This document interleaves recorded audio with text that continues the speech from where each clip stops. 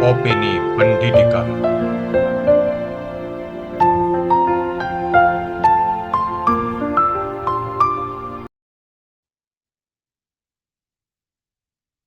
Bismillahirrahmanirrahim. Assalamualaikum warahmatullahi wabarakatuh. Salam sejahtera buat kita semua. Om Swastiastu, Namo Buddhaya, Rahayu. Sobat pendidik dan tenaga kependidikan seluruh Indonesia. Video ini merupakan kelanjutan dari video sebelumnya ya. Dalam bahasan mengawinkan regulasi dan psikologi cetak biru kepemimpinan sekolah, di mana saya mencoba menganalisis kesesuaian antara Permendikbud 21 tahun 2025 dengan fokus kompetensi kepala sekolah. Nah, ini saya coba kawinkan dengan paradigma growth mindset dari Carol Dweck. Di video sebelumnya merupakan rangkuman. Nah, di video kali ini adalah penjelasan yang lebih lengkap. Baik Bapak Ibu, sobat-sobat pendidik dan tenaga kependidikan di seluruh tanah air, di seluruh pelosok negeri. Nah, ini saya lanjutkan saja. Bapak Ibu, pada pelatihan-pelatihan yang diselenggarakan oleh kementerian ya, terutama yang pelatihan yang sifatnya program nasional. Nah, materi pertama itu pasti diawali oleh growth mindset dari Carol Dweck. Tapi apa hubungan antara growth mindset dengan 3 standar kompetensi kepala sekolah yang ada di Permendikbud 21 2025? Nah, ini belum banyak yang membahas ya. Nah, ini di video kali ini saya coba membreakdown, kemudian mencoba bagaimana menganalisis keterkaitan dari dua konsep berbeda ini. Satunya dari tataran regulasi dan satunya lagi dari tataran psikologi. Baik, kita mulai dari slide pertama ini. Nah, sebagai pengamat pendidikan, saya lihat persoalan kita hari ini bukan kekurangan regulasi ya, melainkan kesenjangan antara regulasi dan cara berpikir pelaksana di lapangan. Nah, di Permendikbud 21 tahun 2025 memberikan sinyal penting bahwa kepala sekolah tidak lagi cukup menjadi pengelola administrasi. Ia dituntut menjadi pemimpin pembelajaran. Nah, ini apalagi di era guru penggerak ya, rekan-rekan sekalian, bahwa pada saat permen yang lama ya tentang penugasan guru sebagai kepala sekolah, bahwa ditekankan bahwa kepala sekolah tidak hanya dalam tataran aspek pemimpin administrasi di sekolah, tapi juga pemimpin pembelajaran.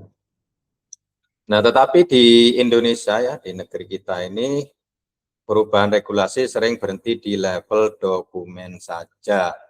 Karena itu, saya mengajak kita membaca standar kompetensi ini bukan hanya sebagai teks hukum, melainkan sebagai desain kepemimpinan yang harus ditopang oleh psikologi belajar, khususnya growth mindset. Nah, disitulah sekolah bisa bergerak dari sekedar tata tertib secara pemberkasan ya, administrasi, menjadi organisasi yang betul-betul hidup. Baik, kita melangkah ke slide kedua. Nah, ini ada regulasi progresif versus perangkap birokrasi. Saya kira ini merupakan cerita lama ya. Kalau kita cermati dari sisi regulasi, arahnya sudah progresif.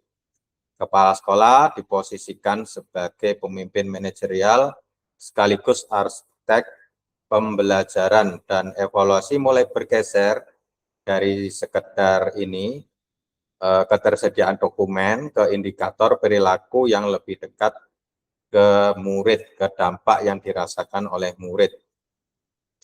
Masalahnya regulasi ini lahir di dalam ekosistem birokrasi yang masih sangat normatif. Dalam praktik pendidikan Indonesia, bahasa perubahan seringkali kalah oleh budaya checklist.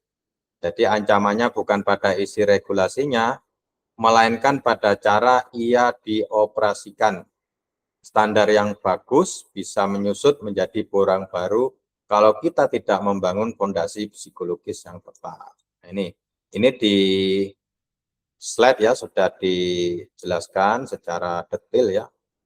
bahwa harapan memang tinggi, tapi lagi-lagi di sisi tataran realitas implementasi ya, ini masih kaku ya, terkurung pada tata bahasa normatif birokratif, kemudian risikonya bisa tanpa landasan psikologis.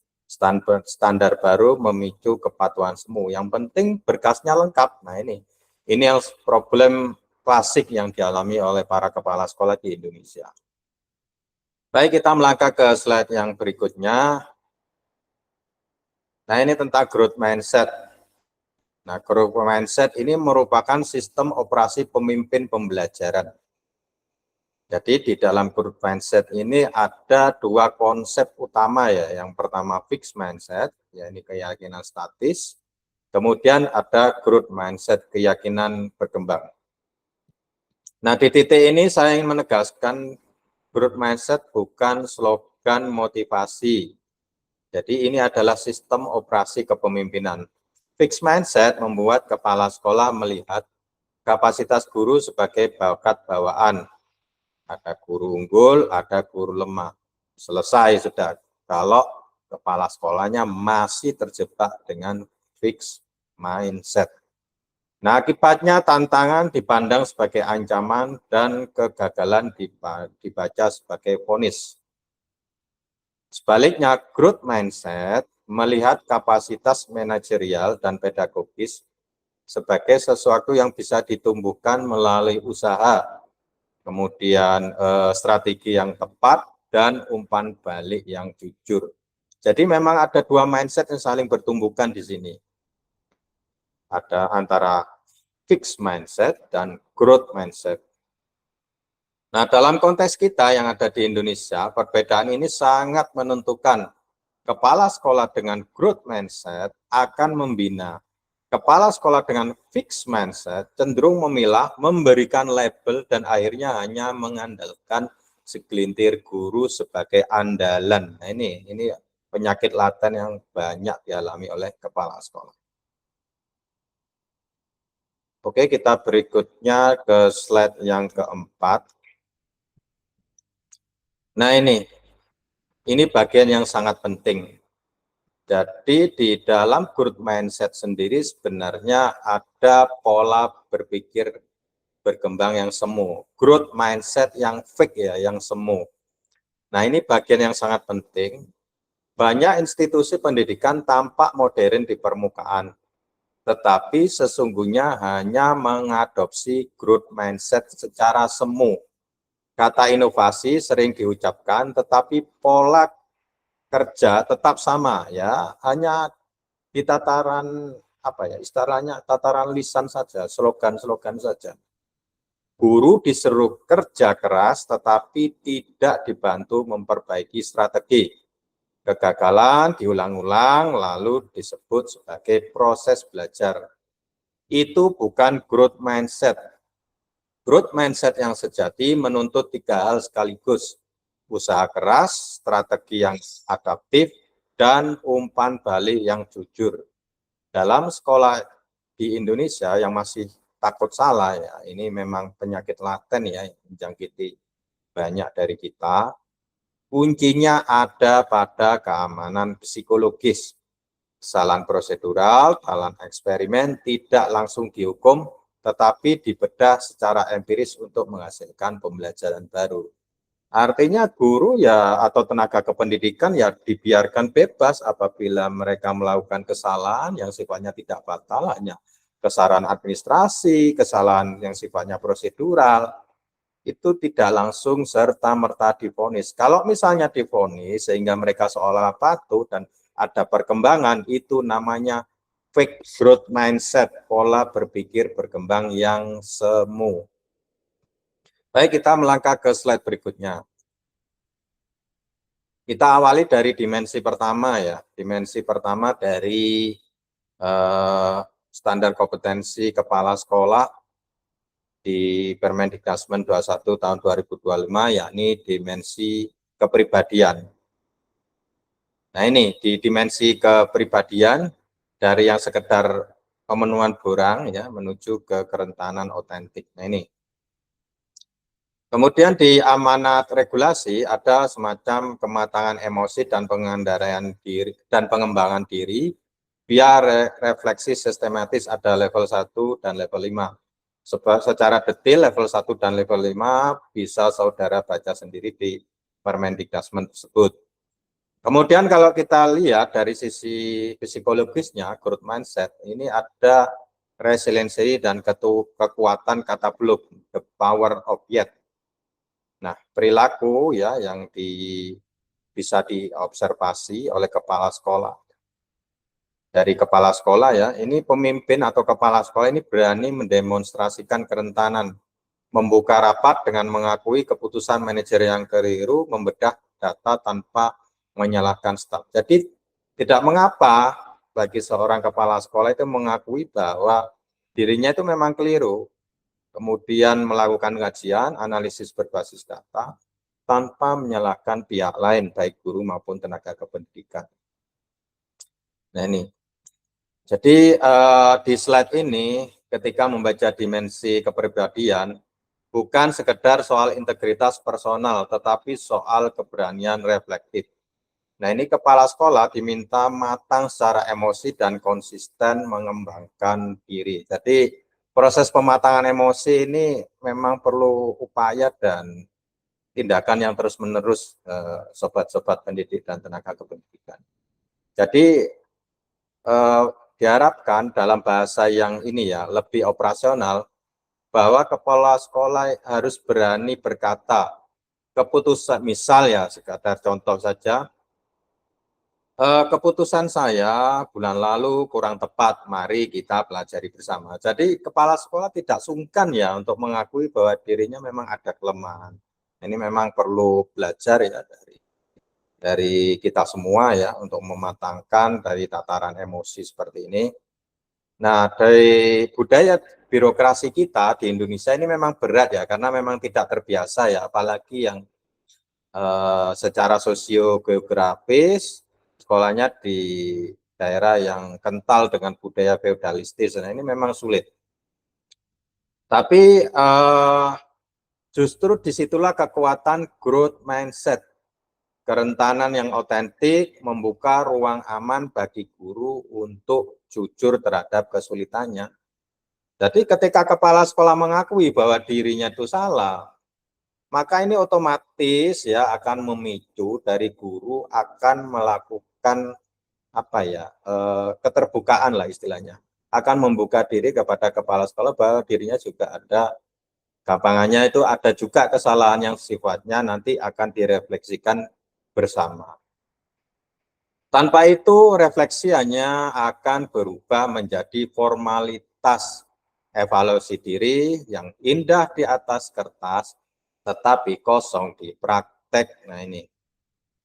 Baik, saya lanjut ke slide berikutnya.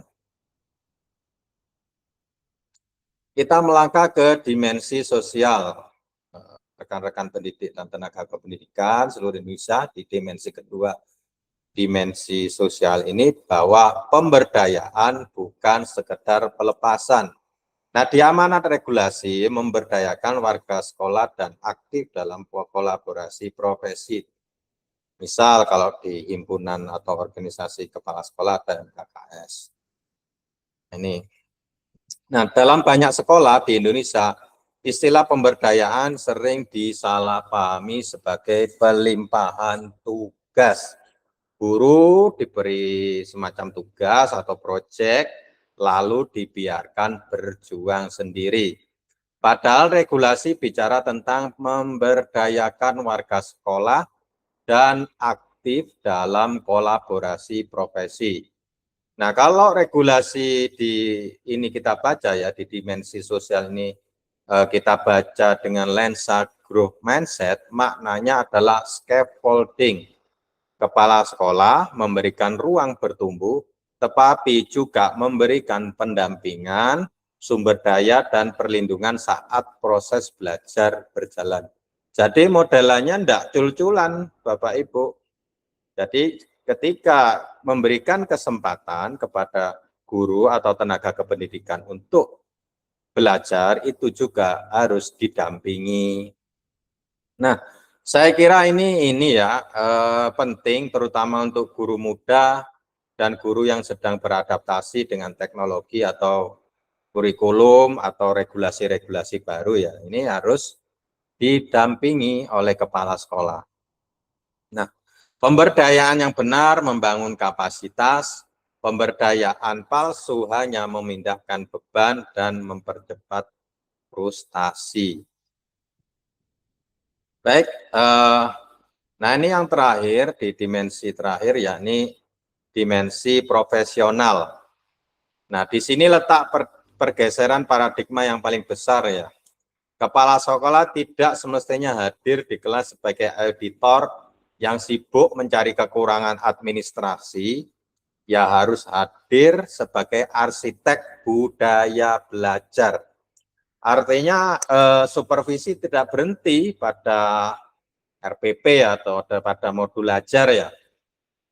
Tetapi masuk ke pertanyaan yang lebih penting, strategi mana yang efektif, kemudian murid mana yang tertinggal, dan intervensi apa yang perlu diubah.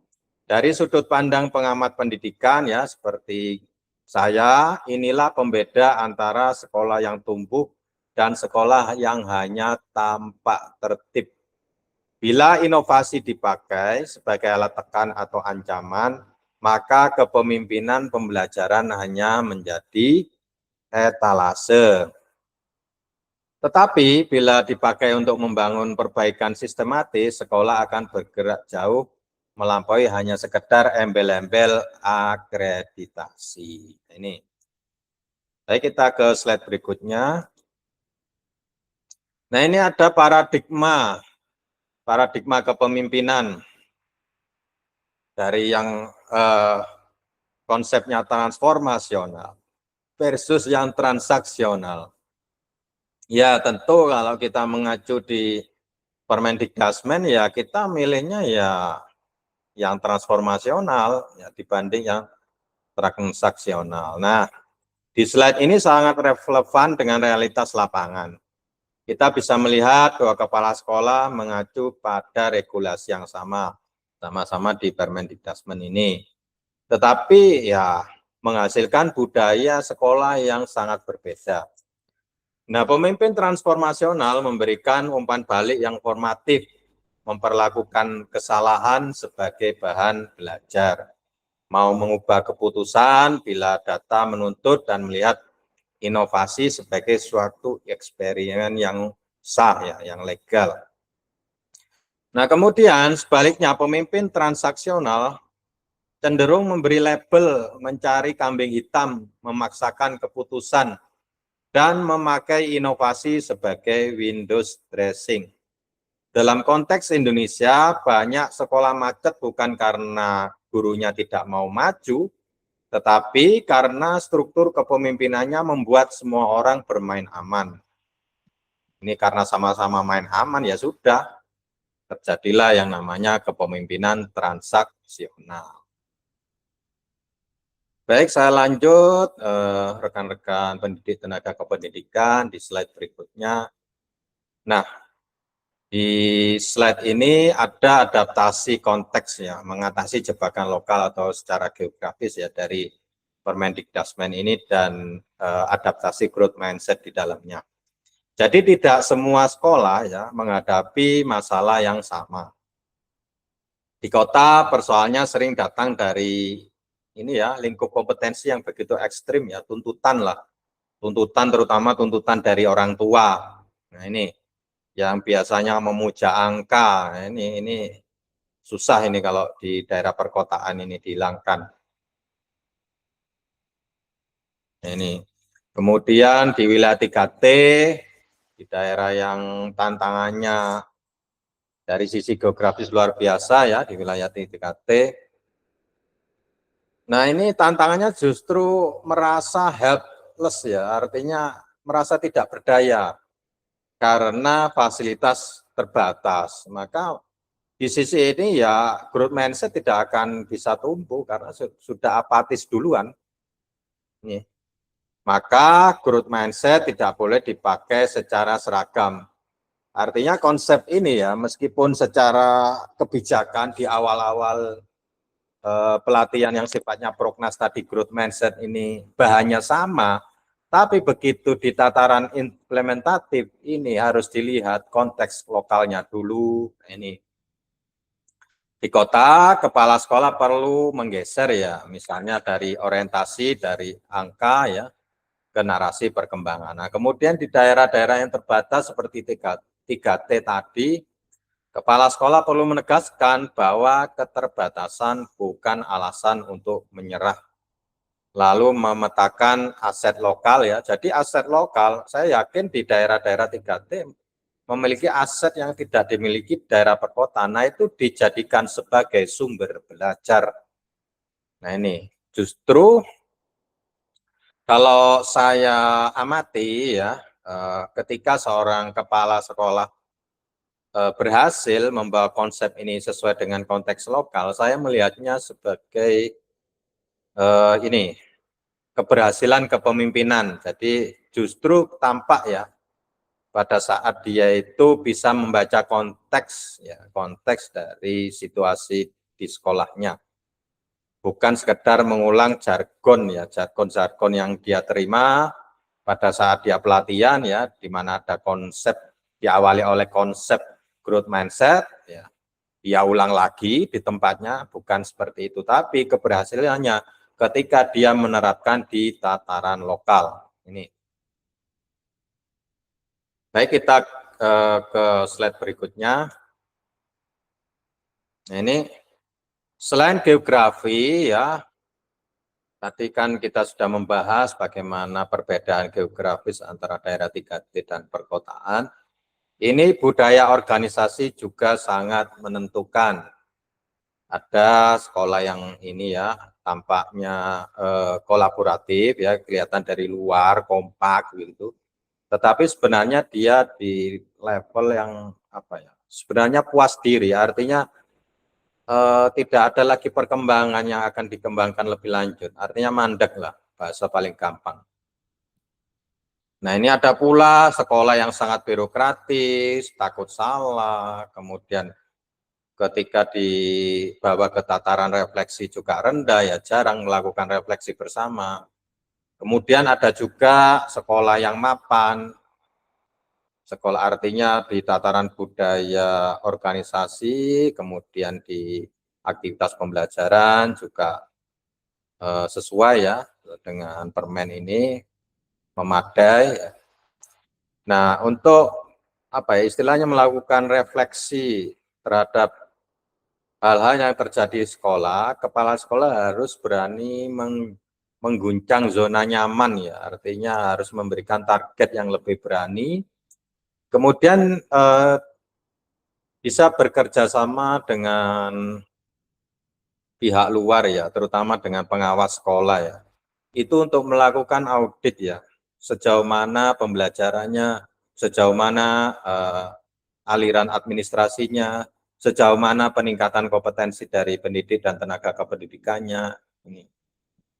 Nah, kalau kita lihat pada sekolah yang birokratis, nah ini memang ini ya langkah pertamanya bukan menyuruh berinovasi, ini rata-rata ada tren, tapi melainkan membangun rasa aman. Yang penting sesuai dengan prosedur. Nah ini kalau sekolah-sekolah birokratis. Yang penting sesuai dengan prosedur. Jadi yang dibangun oleh kepala sekolahnya bukan inovasi duluan, tapi rasa aman. Nah ini kadang ketika starting point-nya rasa aman, ini untuk melakukan inovasi ini berat bagi pendidik dan tenaga kependidikan. Jadi guru perlu diyakinkan bahwa eksperimen yang dirancang, ya artinya apa ya istilahnya monggo melakukan eksperimen, artinya uji coba kerja itu meskipun itu nanti akan menimbulkan kesalahan, itu senantiasa didorong untuk melakukan refleksi dan perbaikan. Nah, sulitnya dalam konteks budaya kita di Indonesia ini, transformasi budaya ini hampir selalu lebih sulit daripada perubahan dokumen. Banyak penelitian yang mengkaji tentang ini. Jadi, sulitlah untuk melakukan transformasi, terutama budaya kerja ya. Ini lebih sulit daripada merubah dokumen dari tataran administratif.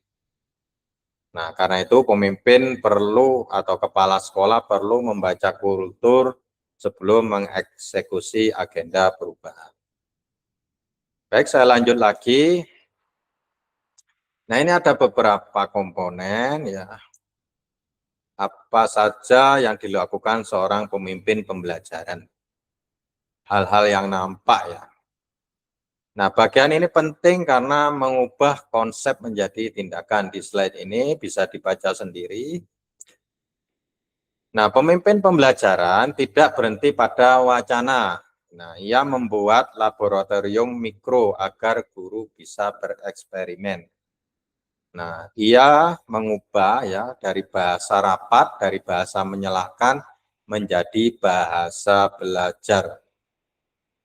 Nah, kepala sekolah juga memberikan apresiasi pada daya juang, bukan hanya pada prestasi yang sudah jadi. Ya, misal selama ini kepala sekolah kan kebiasaannya memberikan apresiasi kepada guru yang memenangkan perlombaan misalnya, menjadi seorang narasumber misalnya, atau diundang ke pusat misalnya. Tetapi jarang sekali kepala sekolah memberikan apresiasi pada daya juang ketika seorang guru ini berusaha memperbaiki ini ya pembelajarannya, mungkin dari sisi medianya dan sebagainya ketika dia sudah belajar mengembangkan medianya. Nah, ini jarang sekali. Rata-rata yang diapresiasi oleh kepala sekolah ketika ada prestasi, bukan daya juang. Nah, ini adalah masalah klasik ya. Jadi di pendidikan kita di Indonesia ini, kita terlalu lama ya menilai, kalau kita lihat dari sisi kepemimpinan hanya sekedar simbol dan kelengkapan administrasi. Padahal hal-hal ya kebiasaan kecil seperti ini ketika seorang kepala sekolah memuji, mengapresiasi ketika guru itu sudah menampakkan daya juang, itu adalah hal-hal kecil yang kadang terlewatkan dari pengamatan sehari-hari. Kita selalu silau kepada hal-hal yang sifatnya besar ya, prestasi, misalnya menjadi narasumber nasional, kemudian menang apresiasi guru, lomba apresiasi guru, tapi kita lupa dengan guru-guru yang sudah menampakkan perbaikan di proses kerjanya. Baik, saya lanjut ke slide berikutnya. Jadi, kalau kita lihat di slide ini ya, rekan-rekan pendidik dan tenaga kependidikan ya. Jadi, kita memandang Permendikdasmen 21 2025 ya, itu sebagai sebuah ekosistem, tidak bisa kita melihatnya dari sisi parsial saja. Jadi kita melihatnya misal ya, dari sisi pengawasnya harus bagaimana. Nah, pengawasnya ya kalau kita adopsi semangat dari permen ini, dia bertransformasi dari policing auditor dokumen ya sekedar checklist dokumen ya ke sekolah itu menjadi executive coach. Jadi memfasilitasi konsultasi ya baik dari aspek pembelajaran maupun manajerial serta inovasi ya. Nah ini, jadi ibaratnya tidak hanya berhenti, seorang pengawas tidak hanya berhenti di tataran administrasi saja. Kemudian, nah ini juga perlu kerjasama dengan pihak lain ya, terutama dari lembaga pelatihan ya, entah itu dari UPT Kemendikdasmen atau pelatihan dari pihak lain ya, seperti perguruan tinggi atau asosiasi. Jadi ada semacam dekonstruksi diklat ya, atau pelatihan ya. Dan ini selaras ya dengan program kita, program PJKS, di mana di sana ada apa ya istilahnya saringan kedua. Setelah saringan pertama administrasi, ada saringan kedua seleksi substansi, di mana di sana tidak ada lagi soal yang berbasis hafalan konsep. Di sana murni situational judgment test SJT. Di situ ada 70 soal dengan maksimum waktu untuk menempuhnya ada 2 jam. Ini sudah dilakukan, gitu. Nah, kemudian ini tentunya berproses juga di Kemendikdasmen, sudah ada PJKS, sudah ada pelatihan fasilitator nasional untuk pembelajaran mendalam bagi kepala sekolah, ini sudah dilakukan. Jadi semuanya dilihat tidak bisa terpisah-pisah, tapi satu ekosistem secara parsial. Ada tataran pembuat kebijakan, ada tataran implementasi untuk pelatihan ya di UPT, kemudian ada juga pengawas sekolah di samping di internal sekolah sendiri seperti kepala sekolah dan pengawas sekolah. Jadi sistem ini di Permen ini memandangnya sebagai satu ekosistem, tidak parsial. Nah ini rekan-rekan pendidik dan tenaga kependidikan seluruh tanah air di seluruh Indonesia ya. Nah, di slide ini saya ingin bersikap tegas bahwa regulasi ini memang sudah mengadopsi kosakata yang lebih progresif. Ada refleksi, kemudian budaya belajar, kemudian pemberdayaan pembelajaran berpusat pada murid. Nah, secara teoritis itu jelas sejalan dengan growth mindset. Jadi, semangat dari Permen ini dengan semangat yang dari konsep psikologi growth mindset ini sudah selaras. Tetapi keselarasan itu belum utuh karena regulasi ini dijalankan di dalam ekosistem birokratis yang masih tentu saja ya menuntut kesempurnaan data, kemudian kepatuhan ya, ini dan keamanan. Nah, ini jadi problemnya bukan pada arah regulasinya sebenarnya, melainkan pada fondasi struktural ya, tempat regulasi itu bekerja, artinya di tataran implementatif. Nah, selama ini keamanan psikologis institusional ini belum dibangun, semangat pertumbuhan akan sangat mudah tenggelam kembali ke dalam formalitas dan kepalsuan administratif. Jadi ini memang lagi-lagi kalau soal jargon regulasi kita ini sudahlah di seluruh dunia kita ini nomor 1. Tapi ketika di tataran implementatif, nah ini kita lagi-lagi terjebak dalam kepalsuan administrasi. Baik, ini terakhir ya. Nah di slide ini, di slide penutup ini, saya tutup dengan satu gagasan sederhana bahwa standar kompetensi setinggi apapun tidak akan bermakna bila dipimpin dengan fixed mindset. Sebaliknya, regulasi yang belum sempurna pun bisa melahirkan perubahan nyata bila dijalankan oleh pemimpin yang terus belajar, mau merevisi diri dan berani membangun budaya aman untuk bertumbuh. Artinya growth mindset. Nah, meskipun regulasinya itu sempurna, tapi kalau pelaksananya enggak sempurna, masih fixed mindset, ya sudah kita terjebak lagi pada kepalsuan administratif. Tetapi bila regulasi ini meskipun dalam tataran konseptual tidak terlalu bagus, tapi yang mengimplementasinya adalah seseorang yang memiliki pola pikir growth mindset, maka pelaksananya tentunya akan luar biasa. Nah, bagi saya masa depan sekolah Indonesia tidak hanya ditentukan oleh seberapa lengkap regulasinya, tetapi oleh seberapa dalam transformasi pola pikir dari pemimpinnya.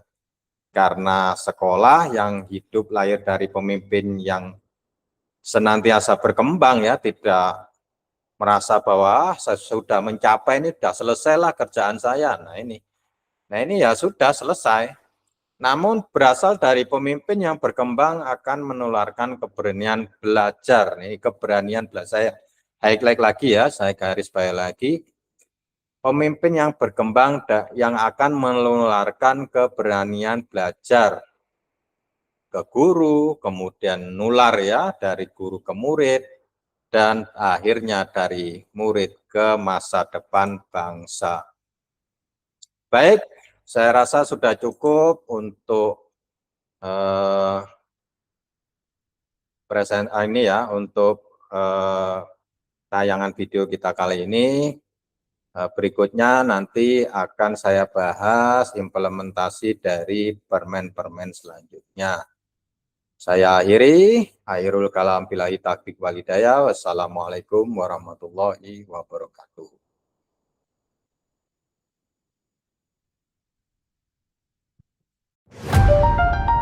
Silakan subscribe, komen, dan share.